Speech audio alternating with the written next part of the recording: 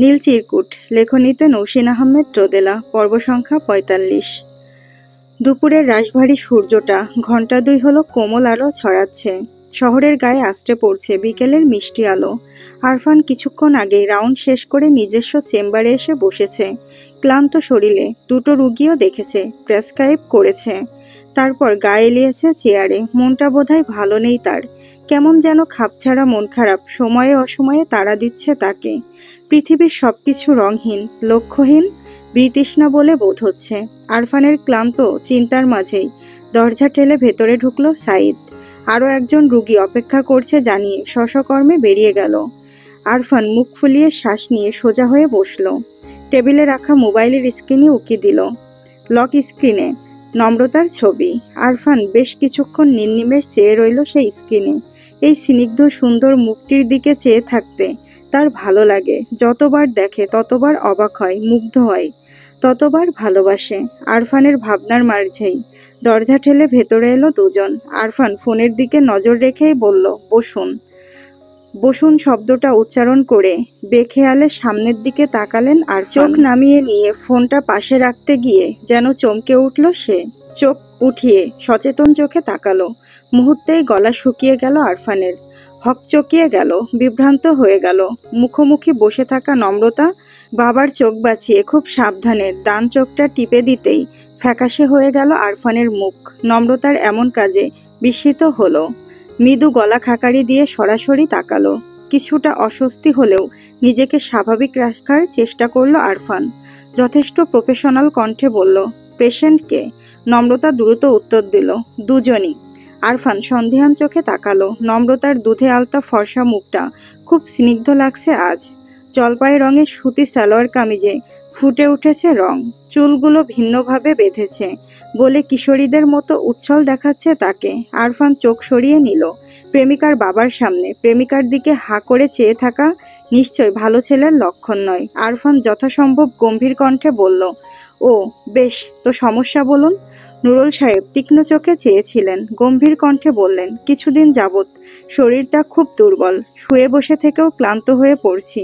হুটহাট রক্তচাপ বেড়ে যাচ্ছে, আবার কখনো হুট করেই কমে যাচ্ছে। খবরের কাগজ পড়তে গেলেও চোখে ব্যথা করছে। রাতের দিকে প্রচণ্ড পা ব্যথার জন্য ঘুমোতে পারছি না। ক্ষুধা লাগছে কিন্তু খেতে পারছি না। বুক পিঠেও ব্যথা করছে আজকাল। আরফান মনোযোগ দিয়ে শুনল। এক টুকরো কাগজ টেনে নিয়ে বলল, চোখের জন্য আলাদা ডাক্তার দেখিয়েছেন? দেখালাম সেদিন, ঔষধ চলছে, কিন্তু লাভ বিশেষ হচ্ছে বলে মনে হচ্ছে না। বাসার নিচে দাঁড়িয়ে কেউ হাই হ্যালো করলে দোতলা থেকে স্পষ্ট দেখতে পারি না। আরফান যেন হোঁচট খেলো এবার। বাম হাতের আঙুল দুটো কপালে হালকাভাবে বুলিয়ে নিয়ে প্রেসক্রিপশন লেখায় মনোযোগ দিল। শেষ বাক্যটা না শোনার ভান করে গম্ভীর কণ্ঠে প্রশ্ন করল, আপনার বয়স কত? ৬৫। আর নাম? নুরুল মাহমুদ। ডায়াবেটিক্স আছে আপনার? পরীক্ষা করিয়েছিলেন কখনো? তা একটু আছে, তবে আন্ডার কন্ট্রোল। আরফান চোখ তুলে তাকালো। লাস্ট কবে পরীক্ষা করিয়েছিলেন? এই তো বছর ২ আগে। আরফান বিস্ময় নিয়ে চেয়ে রইল। পর মুহূর্তেই হেসে ফেলে বলল, ২ বছর আগে পরীক্ষা করিয়ে বলছেন ডায়াবেটিক্স আন্ডার কন্ট্রোল? ডায়াবেটিক্স পেশেন্টদের প্রতি মাসে একবার করে চেক আপ করা উচিত। আমার মনে হয় আপনার ডায়াবেটিক্স বাড়াবাড়ি রকম বেড়ে গিয়েছে। ডায়াবেটিক্স থেকে হৃদরোগের উপসর্গও দেখা দিতে পারে। খুব শীঘ্রই ডায়াবেটিক্স পরীক্ষা করুন। তার সাথে আরও কিছু টেস্ট দিচ্ছি, রিপোর্টগুলো খুব দ্রুত আমাকে দেখাবেন। নুরুল সাহেব অসন্তুষ্ট চোখে আরফানের দিকে তাকালেন। বিরক্ত কণ্ঠে বলল, ডাক্তাররা টেস্ট ফেস্ট ছাড়া কিছু দিতে পারে না নাকি? সামান্য জ্বর হলেও একগাদা টেস্ট, হাঁচি দিলেও test. It's all about politics. আজকাল হাসপাতালেও রাজনীতি, টাকা কামানোর রাজনীতি। আরফান অসহায় চোখে তাকালো। কথাটা নুরুল সাহেব না বলে অন্য কেউ বললে নির্ঘাত চটে যেত আরফান। মেজাজ খারাপ হতো, কিন্তু এই মুহূর্তে চটে যাওয়া যাচ্ছে না। প্রেমিকার বাবার প্রতি শ্রদ্ধা রেখে চুপ করে রইল আরফান। টেস্ট না করলে রোগ কিভাবে ধরবো? ডাক্তাররা তো আর সর্বজান্তা নয়। চোখ বন্ধ করে মন্ত্র আওড়ে রোগ ধরে ফেলার ক্ষমতা তাদের দেওয়া হয়নি। কথাটা বলতে গিয়েও বলল না, স্বাভাবিক গাম্ভীর্য বজায় রেখে বলল, টেস্টের রিপোর্টগুলো প্রয়োজন। নুরুল সাহেব বিতৃষ্ণা নিয়ে তাকালেন। তার চোখের দৃষ্টি আরফানের শান্ত দৃষ্টিকে ছিন্ন ভিন্ন করে শাসিয়ে উঠল। খবরদার আমার মেয়ের দিকে তাকাবে না। এসব ডাক্তার ফাক্তারকে আমি মেয়ে জামাই হিসেবে মানি না, মানবও না। আরফান হতাশার নিঃশ্বাস ছেড়ে দৃষ্টি ফিরিয়ে নিল। প্রেসক্রিপশনটা নুরুল সাহেবের দিকে বাড়িয়ে দিয়ে বলল, টেস্টগুলো করে নেবেন। নুরুল সাহেব উত্তর দিল না। প্রেসক্রিপশনের দিকে ভ্রু কুঁচকে তাকিয়ে থেকে বললেন, এবার আমার মেয়েকে দেখুন। She need a better prescription from you. Nurul সাহেবের ঠ্যাসমারা কথায় কিছুটা অস্বস্তিতে পড়ে গেল আরফান। হালকা চালে নম্রতার দিকে তাকালো, একদম অপরিচিতদের মতো চোখ ফিরিয়ে নিয়ে বলল, কি হয়েছে আপনার মেয়ের? আরফানের কথার প্রতিউত্তর করার আগেই নুরুল সাহেবের ফোন বাজলো। ফোন আর প্রেসক্রিপশনটা হাতে তুলে নিয়ে বললেন, আজকাল আমার মেয়ের রাতে ঘুমটুম হচ্ছে না, মন খারাপ করে বসে থাকছে। ইনসোমনিয়া হয়েছে বোধহয়। আপনি প্রেসক্রিপশনটা না হয় সেখান থেকেই শুরু করুন, আমি কলটা অ্যাটেন্ড করে ফিরছি। নুরুল সাহেব চেম্বার থেকে বেরিয়ে যেতেই হাঁপ ছেড়ে বাঁচল আরফান। শরীরটা চেয়ারে এলিয়ে দিয়ে বুক ভরে শ্বাস নিল।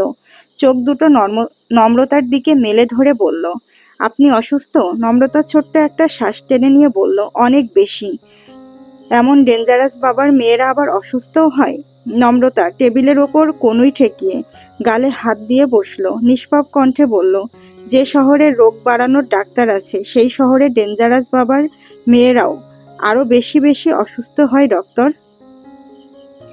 আরফান মৃদু হাসল। সোজা হয়ে বসে টেবিলের ওপর খানিকটা ঝুঁকে এসে বলল, আচ্ছা, তো আগে কোনো ডাক্তারের শরণাপন্ন হয়েছিলেন নাকি এটাই প্রথম? নম্রতা ব্যস্ত হাতে ব্যাগ থেকে এক টুকরো কাগজ বের করলো। আরফানের দিকে এগিয়ে দিতে দিতে বলল, হয়েছিলাম তো। ডাক্তারবাবু ওষুধও দিয়েছে, খুবই রেয়ার ওষুধ, ঢাকা শহরের সব দোকানে খুঁজেও পাওয়া যায়নি। আপনি কি জানেন কোথায় পাওয়া যাবে এই ঔষধ? আরফান কপাল কুঁচকে কাগজের টুকরোটা নিল। নীল রঙের কাগজে সিরিয়াল করে লেখা, নিষ্প্রভ নিষ্প্রভ নিষ্প্রভ।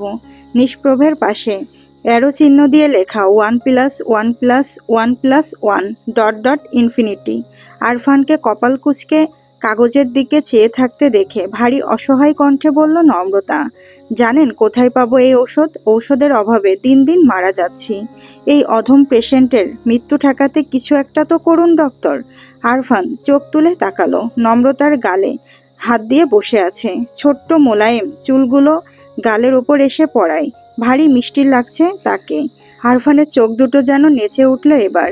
শ্যামবর্ণ মুখটিতে ঈষৎ দুষ্টুমি খেলে গেল। চেয়ার ছেড়ে উঠে এসে নম্রতার পাশে গিয়ে দাঁড়ালো। নম্রতার চেয়ারটা নিজের দিকে ঘুরিয়ে নিয়ে দুপাশের হাতলে হাত রেখে ঝুঁকে পড়ল নম্রতার মুখের উপর। নম্রতার চঞ্চল উচ্ছল চোখ দুটোতে চোখ রেখে মৃদু কণ্ঠে বলল, ঔষধটা তো নিজেই ভয়ানক রোগে আক্রান্ত নম্রমিতা। রোগযুক্ত ঔষধ সেবন আপনার জন্য হানিকর হয়ে উঠবে না? আরফানের মৃদু স্বরে করা প্রশ্ন আর গরম নিঃশ্বাসে নম্রতার বুকের ভেতর ঢিপ ঢিপ করে উঠল। নাকে ভেসে এলো সব সময়কার সেই অদ্ভুত সুগন্ধ। কয়েক সেকেন্ড আরফানের চোখে নীরব চেয়ে থেকে কম্পিত হৃদয় নিয়ে বলল, আমার হানিকর ঔষধই বেশ পছন্দ ডক্টর। ওই ওষুধে মৃত্যু হয় হোক, শরীর জুড়ে লাল নীল ব্যথা আসুক, তবুও আমি এই হানিকর ওষুধটাই চাই। আরফান ঘোর লাগা চোখে চেয়ে রইল। নম্রতাকে এত কাছ থেকে দেখার সুযোগ আগে কখনো হয়নি তার। নম্রতার মিষ্টি দুটো গাল, ফিনফিনে গোলাপের পাপড়ির মতো ঠোঁট, বড় বড় চোখে একরাজ্য মায়া। আরফান ডান হাতটা উঠিয়ে নম্রতার গালের উপর রাখল। মাথাটা আরেকটু নিচু করতেই ফট করে বলে ফেলল নম্রতা, আপনার ভিজিটটা একটু বেশি বলে মনে হয় না ডক্টর? এমন একটা পরিস্থিতিতে এমন অবান্তর কথায় খানিকটা বিরক্ত হলো আরফান। নম্রতার থেকে সরে গিয়ে সোজা হয়ে দাঁড়ালো। চোখ ছোট ছোট করে বুকে হাত গুজে নিয়ে বলল, আপনি সবসময় আমার ভিজিট নিয়ে ফোড়ন কাটেন কেন নম্রতা? নম্রতা কপালে পড়ে থাকা চুলগুলো সরাতে সরাতে বলল, ফোড়ন কাটিনি, সত্য বললাম। আমি ব্যারিস্টারের মেয়ে, মিথ্যা কথা বলি না। আরফান টেবিলে ঠেস দিয়ে দাঁড়ালো। ভ্রু বাঁকিয়ে বলল, আচ্ছা, অবশ্যই। পরিচিত ডাক্তার হওয়া সত্ত্বেও বারবার ফুল পেমেন্ট করে ডাক্তার দেখানো হচ্ছে, রোগ টোগও সারছে না। ডাক্তারবাবু বড় নির্দয় পুরুষ, এত টাকা দিয়ে করবেন কি? বউ কিনবো। কথাটা বলে ঠোঁট টিপে হাসলো আরফান। নম্রতা চোখ বড় বড় করে বলল, কি? আরফান হাসি চেপে কপাল কুঁচকালো। আবারও নম্রতার মুখের উপর ঝুঁকে এসে বলল, তবে আপনি চাইলে আপনাকেও কিনতে পারি। আমি হৃদয়বান মানুষ, ভালোবাসার বাজারে খুব পুরাতন ক্রেতা। সুন্দরীদের পার্সোনাল ডাক্তার হতে আমার বিশেষ আপত্তি নেই। নম্রতা চোখ গরম করে তাকালো। আরফানের রাগ ভাঙাতে এসে নিজেই ক্ষেপে যাচ্ছে সে। সুন্দরীদের মানে কি? কত শত সুন্দরীর পার্সোনাল ডাক্তার হতে চায় সে? আরফানের পেটে শক্ত একটা আঘাত করে ফুঁসে উঠল নম্রতা। কতজন সুন্দরীর পার্সোনাল ডাক্তার হয়েছেন আপনি? পার্সোনাল ডাক্তার হওয়ার খুব শখ? নম্রতার নরম হাতের আঘাতে শক্ত সমর্থ আরফান এক চুলও নড়ল না, হেসে বলল, হ্যাঁ খুব। এখনো কারো পার্সোনাল হয়নি যদিও, তবে আপনাকে দিয়ে শুরু করলে মন্দ হয় না। অভিষেকটা না হয় আপনিই করুন, পরবর্তীতে বাকি সুন্দরীদের কথা ভেবে দেখা যাবে। করবেন নাকি অভিষেক? কথাটা বলে চোখ টিপল আরফান। নম্রতা অবাক চোখে চেয়ে রইল। এই ডাক্তার তো তার থেকেও 2 ডিগ্রি উপরে। এই লোকের সাথে কিভাবে ফ্লার্টিং করবে নম্রতা? নম্রতা থমথমে মুখে বসে রইল। নম্রতা গাল ফুলিয়ে বসে থাকতে দেখে হেসে গাল টেনে দিল আরফান। কিছু একটা বলার প্রস্তুতি নিতেই দরজা ঠেলে ভেতরে এলো নুরুল সাহেব। আরফান স্প্রিংয়ের মতো করে সরে গিয়ে 3-4 হাত দূরে সরে দাঁড়ালো। নুরুল সাহেব অত সব খেয়াল করেননি, তবু অস্বস্তি আর লজ্জায় কাটা হয়ে রইল আরফান। চট করে নিজের চেয়ারে বসে পড়ে মুখ আড়াল করার চেষ্টা করল। নুরুল সাহেব খুব স্বাভাবিক বিস্ময় নিয়ে বললেন, ডাক্তার এদিকে, তুই ওদিকে চেয়ার ঘুরিয়ে বসে আছিস কেন মা? নম্রতা চেয়ার ঘুরিয়ে মিষ্টি করে হাসল, জবাব দিল না। নুরুল সাহেব জবাবের অপেক্ষা না করে বলল, কেমন দেখলেন? আরফান থতমত খেয়ে মাথা তুলে তাকালো। ডান হাতে শার্টের কলার ঠিক করতে করতে বলল, ভালো, আপনার মেয়ে ভালো আছে। রক্তচাপটা একটু হাই, বাকি সব ঠিকঠাক। খাওয়া দাওয়ার ব্যাপারে সতর্ক হলেই ঠিক হয়ে যাবে, চিন্তার কিছু নেই। নুরুল সাহেব সন্দিহান চোখে তাকালেন। তার দৃষ্টি বলছে আরফানকে ডাক্তার হিসেবেও পছন্দ হচ্ছে না তার। আরফান যেন অকুল পাথারে পড়ল। বুক বেয়ে বেরিয়ে আসা দীর্ঘশ্বাসটা বড় আফসোস নিয়ে বলল, বিয়ের লেটা তোর কপাল থেকে এবার পুরোপুরিভাবে চুকে গেল রে নিষ্প্রভু। চিরকুমারের চিরবস্ত্র পরিধান করে সন্ন্যাসী হওয়া ছাড়া তোর আর কোনো গতি রইল না বাছা। নুরুল সাহেবের চেম্বার থেকে বেরিয়ে যাওয়ার আগ মুহূর্তে এক অভাবনীয় কাজ করে বসল নম্রতা। দরজা পর্যন্ত গিয়ে পেছনে তাকিয়ে হুট করে একটা দুমড়ানো মুচড়ানো কাগজের টুকরো ছুঁড়ে মারল আরফানের টেবিলে। আরফান তাকাতেই ঠোঁট গোল করে চুমু দেখিয়ে বাম চোখ টিপে হেসে ফেলল। সম্পূর্ণ কাজটা ঘটল নুরুল সাহেবের অগোচরে। আরফান প্রচণ্ড বিস্ময় নিয়ে চেয়ে থেকে নিজের মনে হেসে দিল। কাগজটা তুলে নিতে নিতে বলল, পাগল। টেবিল ভর্তি খাবারের কোনোটিই পছন্দ হচ্ছে না ছোঁয়ার। সেই কখন থেকে প্লেটের চামচের টুংটাং শব্দ তুলে খাবার নাড়াচাড়া করে চলেছে, মুখে দিচ্ছে না। সবকিছুই বিষাদ লাগছে। প্রতিদিন মাছ মাংস আর তথাকথিত সুস্বাদু খাবার খেতে খেতে বিরক্ত ছোঁয়ার হঠাৎ করেই সেদিন দুপুরের কথা মনে পড়ে গেল। খোলা আকাশের নিচে ঘাসের উপর বসে শতপদের ভর্তা দিয়ে খাবার খেয়েছে তারা। ছোঁয়ার যদিও অস্বস্তি হয়েছে, এভাবে বসে খেতে ঘৃণা লেগেছে, তবুও কোথাও একটা তৃপ্তি এসেছিল তার। খাওয়া শেষে গলা মিলিয়ে গান গাইতে গিয়ে তার মনে হয়েছে পৃথিবীটা বড় সুন্দর, বেঁচে থাকাটা বড় মিষ্টি। কিন্তু কি আশ্চর্য, এই পরিষ্কার ঝকঝকে খাবার টেবিলে বসেও বেঁচে থাকাটা তার একঘেয়ে আর বিরক্তিকর লাগছে। ছোঁয়া দীর্ঘশ্বাস ফেলে অল্প একটু খাবার মুখে তুলল।